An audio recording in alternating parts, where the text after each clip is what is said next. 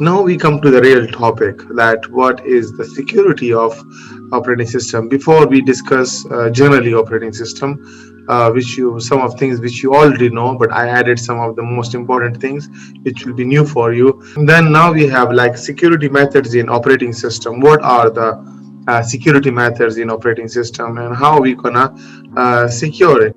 So it has mentioned some of the methods over here, like physical separation, temporal separation, logical separation, cryptographic separation, or the combination of these one. Okay, so these are the different ones. So operating system should allow flexible sharing of the resources like files and databases, right? So sometimes it's very easy to share the files on the operating system from one drive to another drive, or from one user to another user over there, right? So, and especially nowadays we have like OneDrive and cloud, so it becomes very easier for us to share the resources on a cloud system over there. So security, the basic principle, so the basic protection scheme is a separation, okay, while allowing the sharing of objects. So the purpose of operating system is to share the objects, okay, but meanwhile you want the security of it. So how to do all these things together over there? So there is like a different techniques. So separation, keeping one user object separate from the other one, okay. So how you gonna make them separate? So the first way is make the physical separation.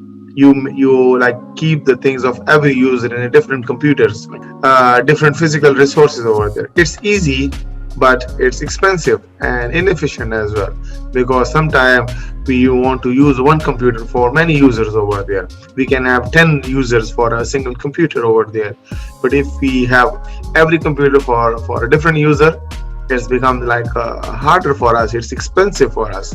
So there is a solution, that temporal separation. Temporal means execute programs at the different times over there, right?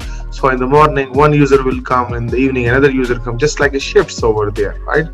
But this is also not that much shift is sufficient over there. Then we have a logical separation.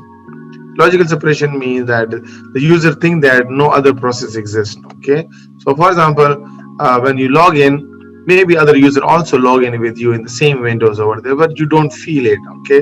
So that is called logical separations over there. This is like one of the best solution for it, but how to protect it? There is a cryptographic separation. So how to make a cryptography of that one? Processes and data are concealed to outsider, okay. So the outsider cannot see, even if they are like see over there, but the outsider they cannot see. Why? Because they have been encrypted with advanced encryption schemes like AES.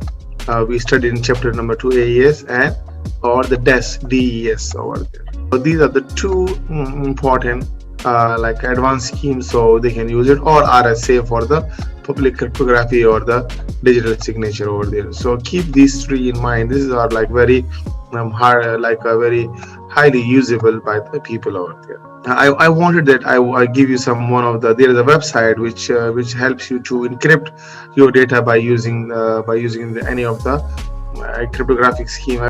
OS should allow flexible sharing of the resources, so that is important. So the most important thing, that processes and data are concealed to outsider and complex.